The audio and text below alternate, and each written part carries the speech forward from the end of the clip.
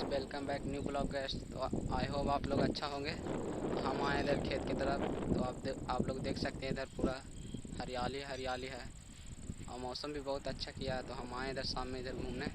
इधर मूंग ही मूंग लगा हुआ है, चारों तरफ मूंग ही मूंग लगा हुआ है। तो आप लोग को दिखाते हैं नज़दीक से हम मूंग लगा हुआ इधर। तो है गाइस, आप लोग देख सकते हैं मैंने मूंग तोड़ लिया। तो ये रखा हुआ मैं अपने हाथ में। इसको देखता हूँ खा के कैसा लगता है। अच्छा ही लगता होगा। है गाइस, आप लोग देख सकते हैं मैंने मूंग तोड़ लिया।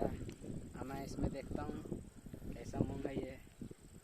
काफ़ी है अभी। और जो मूंग की दाल बनता है इसमें, और जो प्लास्टिक में आता है ना मूंग की दाल, तो वो भी इससे बनता है, मशीन से। गाइस, आप लोग को वीडियो अच्छा ही लगा होगा।